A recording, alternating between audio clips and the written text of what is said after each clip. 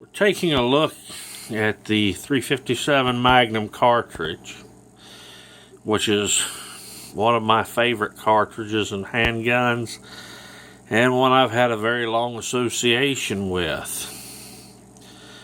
For the purpose of this video, I'm not going to discuss the fact that you can safely shoot .38 special and use an even wider variety of loads in any of these revolvers. We're going to be talking about the Magnum side of stuff. Up at the top we have my Ruger Security 6. This one was made in January of 1977. Interesting thing is I was born in January of 1977.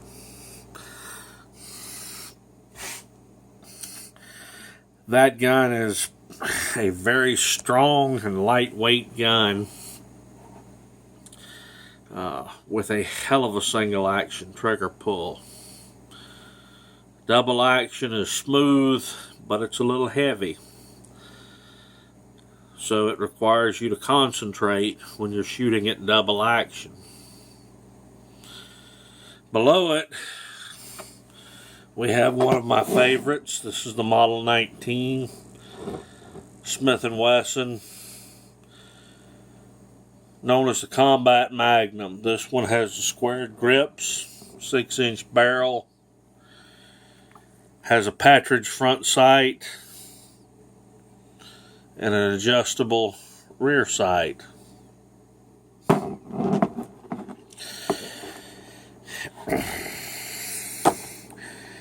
My 2-inch barrel Model 19.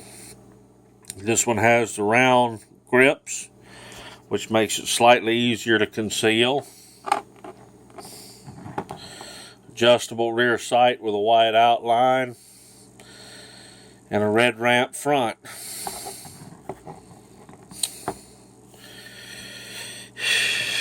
Probably the greatest engineering feat in handguns. This is the Dan Wesson revolver.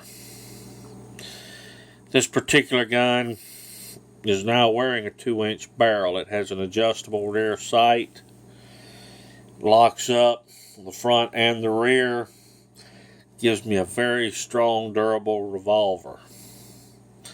These guns also easily interchange the barrels and the grips.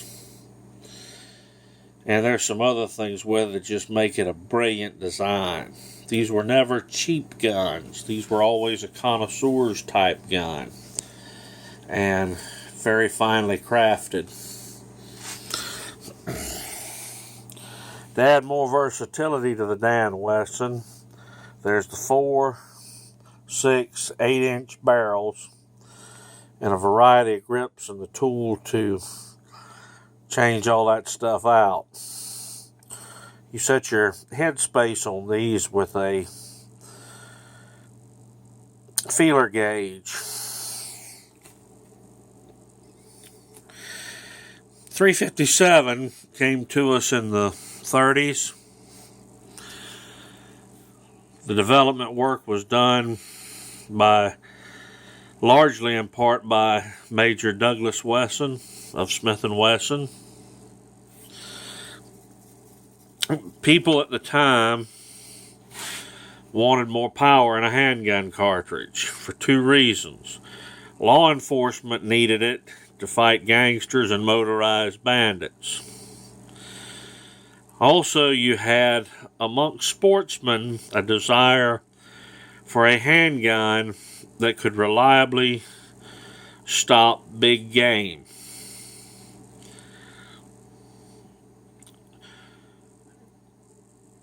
.357 Magnum is still one of the top-rated one-shot stop cartridges per the FBI statistics.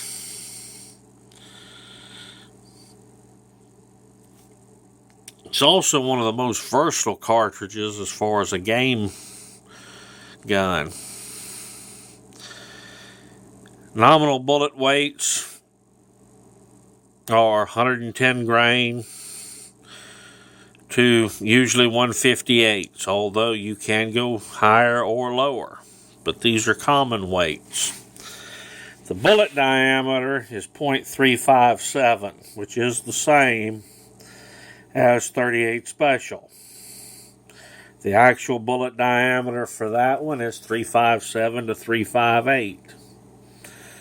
Same with the 357. The difference is the longer cartridge by about 1/10 of an inch, and you're also working at about double the pressure. Around 18,000 copper units of pressure for 38 Special, and you're around 42,000 in the old manuals with 357.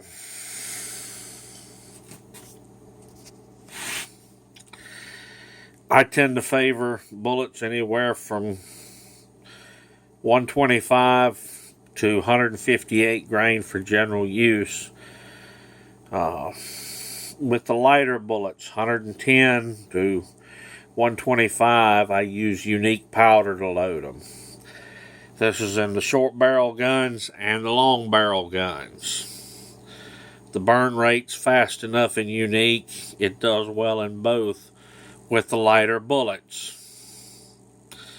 With the short 2.5-inch barrel guns, I favor unique for the heavier bullets as well. If I go to 2400, it's too slow. I get a big flame out the end. Some people say, well, that means you're getting more power. No, that's wasted powder being burnt out the end of the barrel. That does nothing to enhance velocities.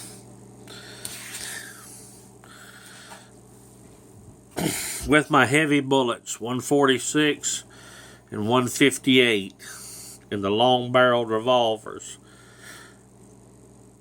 I use 2400. It's powder that the cartridge was developed around. Those are the bullet weights. What happened when this cartridge was being developed? DuPont at the time was making 2400. The bullet design went from the typical round nose that was common in 38 Special ammunition to a 158 grain semi-wad cutter. This increase in velocity from around 1,000 to 1,100 feet a second to 14 to 1,500 feet a second with this much more efficiently shaped bullet really allowed this cartridge to come into its own. As a result, we got flatter trajectories. That meant longer ranges were possible. More horsepower. The true use of the 357, this is one of my all-around cartridges. I can carry it in one of the shorter barrel guns, or even put the 4-inch on the Dan Wesson and get away with it as a carry gun. I can carry one of the 6-inch barrel guns, including putting a 6-inch barrel on the Dan Wesson, or an 8-inch. And I have a field gun. So we have a remarkably versatile package here. And it's probably my favorite cartridge. It's definitely one of the most useful. Now, in some states, high-capacity magazines are banned, questionable, iffy. So you may be, in some cases, just as well carrying a very potent, powerful revolver for self-defense. There's no doubt in my mind, over years of working with cartridges, for a field gun, a hunting gun, something that may be used to protect yourself against both two-legged and four-legged critters intent on hurting you. This is really a great cartridge still. You know, it just keeps working. It refuses to die. Smith & Wesson just brought the Model 66 back out, which is a stainless K-frame. This is, kind of a look at one of my favorite cartridges, and one that I've gotten a lot of use out of over the years, shooting everything from deer and hogs, turkeys, and every other kind of imaginable critter with it. Coyotes. Just a great combination. It keeps going and going and going. Some people say the revolver's passé. Well, not as long as we have cartridges like the 357 available for it. Later on,